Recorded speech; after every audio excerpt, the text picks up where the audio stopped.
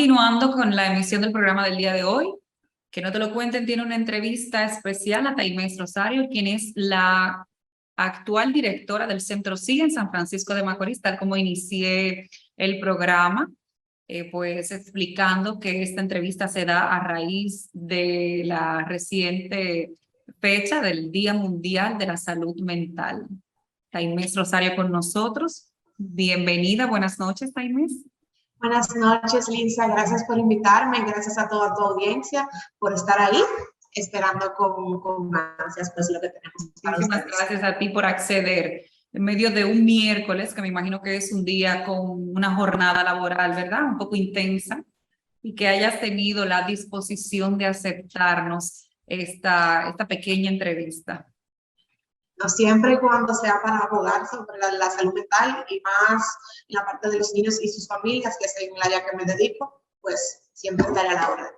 Es tu pasión y es nuestro interés hacer llegar esta información. Hablaremos de la importancia de la salud mental de las personas que acompañan en terapia a quienes tienen algún trastorno de espectro autista, que es el foco de atención con el que trabajas. Hablábamos de que cuando las personas de acompañamiento del diagnosticado no goza del discernimiento, ¿verdad? Del entendimiento total de la información de este diagnóstico. Eso pues se traduce en un atraso para quien recibe la atención. Sí, así es. Parte de lo que más frustra a los padres es la incertidumbre de no saber hacia dónde va su hijo, no saber las expectativas, si va a poder hablar, si va a poder entrar a la universidad, hacer el colegio, tener algún trabajo. Pero siempre lo vamos psicoeducando desde el proceso de la evaluación y el diagnóstico, de ir viviendo un día a la vez, ir tratando de ver el desarrollo de su hijo en su hijo, no tratar de compararlo con otro niño, porque todos somos seres humanos distintos, incluso dentro del mismo espectro, dentro del mismo autismo, dos niños con autismo son totalmente distintos. Entonces, parte principal de bajarles un poquito los niveles de ansiedad a las familias es irle destacando los logros de sus hijos, comparándolo con sus mismos, con él mismo, o sea, cómo vino y cómo vamos.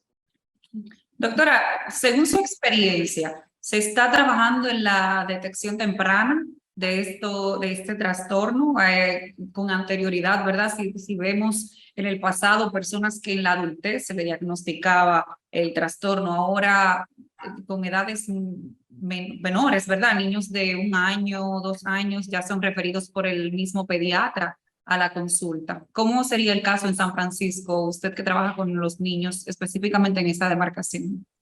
Bien, primero te voy a deber lo de doctora. Todavía no hemos llegado al nivel del doctorado, pero a veces los médicos se pueden confirmar. Pues que sirva ¿verdad? Como una motivación para que se pueda. Sí, como para enfriar un poco. Pero sí, incluso ahora se dice, que hay más autismo que no sé qué.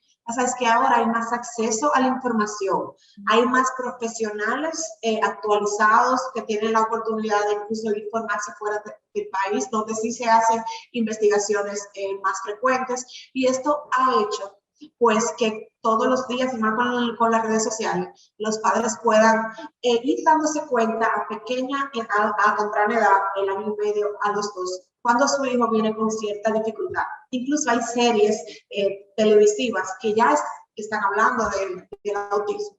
Y han llegado padres de adolescentes, mira, pero ese es mi hijo, ¿por qué nunca lo llevé? Entonces, pero cada vez a más temprana edad están llegando las familias. Y eso hace que el progreso sea mucho mejor. Sí, que la neurodiversidad sea mejor aceptada y que el padre pueda identificar esas pequeñas señales a través de lo que decimos del cine, ¿verdad? Ya diagnosticado, entonces, se despliega un protocolo con el niño en acompañamiento con el padre. El padre acude a esas terapias con el niño. Sí, incluso muchas veces tenemos la dificultad que el padre por el mismo, tal vez, no por juzgarlo, pero muchas veces se inmersen en el trabajo para tal vez no estar en su realidad como como tal, o no están muy familiarizados con la condición, o por un sinnúmero de razones, a veces se entiende que la terapia es un delivery, lo traen y lo buscan. Y muchas veces uno tiene que ponerse fuerte y decirle, padre, tiene que esperar, cuando la terapia tiene que esperar, tiene que participar, tiene que hacer las tareas. Entonces, parte del protocolo, luego que el niño pasa el proceso de evaluación y diagnóstico, se le refieren las terapias, entonces, terapia de habla, ocupacional, terapia conductual, atención temprana, de acuerdo a las prioridades y necesidades que el niño pues presente. Entonces el padre es parte activo de ese rol como padre junto con el terapeuta. Cuando no lo es, se nota en el progreso del niño. Doctora, bueno, perdón. Se habla de que la tasa de divorcios es más alta entre padres que están tratando en el hogar al niño con una condición especial. En este caso, cuando la familia enfrenta un proceso de divorcio, ¿qué sería lo recomendado? ¿Que el niño siga en sus terapias aparte o que ambos padres, cómo se trataría ese caso ya en terapia con el niño? En ese caso siempre se refiere el padre a terapia familiar. En muchos casos acceden, en otros no. Pero, por ejemplo, desde el área que yo trabajo, desde la parte conductual, desde la parte de intervención, cuando va a haber un cambio de esa magnitud, incluso que el niño tiene que mudarse de la casa o que un padre se va o que cambian de ciudad, se debe trabajar con meses de antelación para que el cambio y la transición, como estamos hablando con niños, en este caso con autismo, tienden a ser muy rutinarios. Entonces, de un día para otro, papá se fue, mamá se fue, cambian de casa. El proceso de adaptación puede ser muy complicado y pueden haber regresiones. Entonces, uno siempre trata de sensibilizar a los padres. Cuando vaya a haber cambios de esa magnitud, pues irlo anunciando con horarios visuales y todo ese tipo de cosas. Y sí afecta al niño. Hay niños que no entienden, que tienen cierto apego con uno de los dos padres. Y cuando no está, niños que ni duermen esperando tal vez que esa mamá o ese papá va a llegar. Y eso retrasa el avance que ya se ha tenido. No es obligatorio entonces que el padre acuda a una terapia o cualquiera de los padres acuda a una terapia individual mientras el niño está siendo tratado por el trastorno del espectro autista, ¿no? No es, pero debería hacerlo, incluso con cualquier otra condición, incluso fuera de aquí, a nivel de seguros médicos y ese tipo de cosas. El padre tiene que llevar un registro de que asiste a las terapias para que las terapias del niño puedan seguir siendo cubiertas, porque la idea es que tengamos una intervención integral.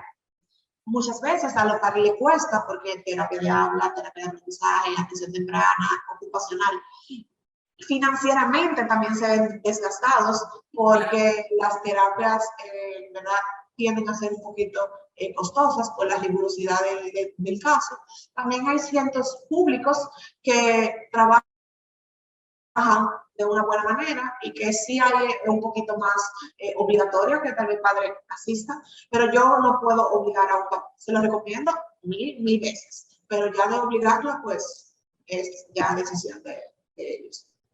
Sí, claro, entendemos que sería lo correcto, ese estrés parental, esa ansiedad, ese quizás pesimismo que se presenta ante un diagnóstico de este tipo, esa negatividad también debe ser retratada para que el tratamiento con el niño sea más llevadero. ¿Qué tiempo tiene el centro en el que usted dirige? ¿Qué tiempo tiene ya ofreciendo este tipo de atención? Está la atención desde la detección y el tratamiento, ¿verdad? ¿Cómo funciona y qué tiempo tiene? Bueno, CIA tiene 10 meses. Prácticamente uno de los centros pioneros en San Francisco de Macorís en tratar específicamente y tener profesionales certificados en el tratamiento de niños con autismo. Estamos en pañales todavía, primero porque también soy un poco joven, y ahora es que incluso en el país se está sensibilizando un poquito sobre la condición, pero sí tenemos 10 meses y esperando durar por todo el tiempo que pueda.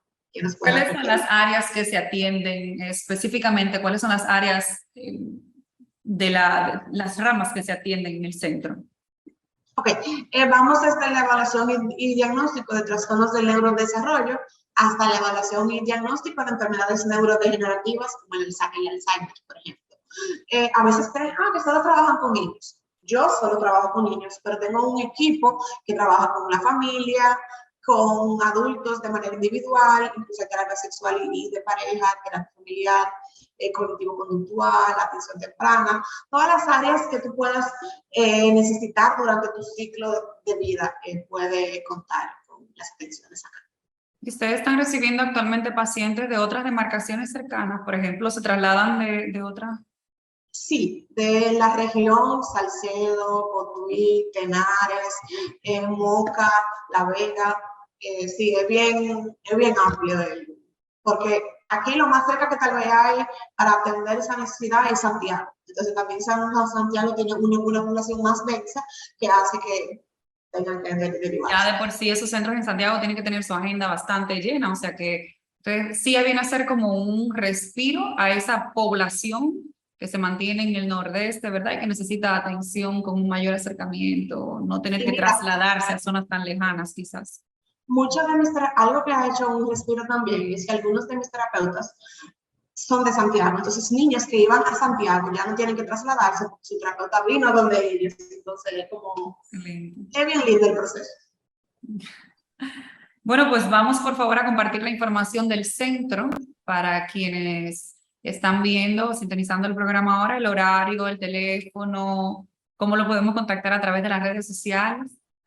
Bueno, CIA, Centro de Atención Integral Avanzada, está en San Francisco de Macorís, para que no se me pierdan. En las redes sociales nos pueden encontrar como CIA-RD, con P adelante. Estamos ubicados en la urbanización Caperuza 2, previo al Club Codia, que es algo bien céntrico acá. Como que nadie se pierde con esa Sí, así es. Muchísimas gracias, Taismés Rosario, por acompañarnos. Quiero extenderte la invitación de manera personal aquí en el set del programa para que podamos compartir quizás un tema más puntual.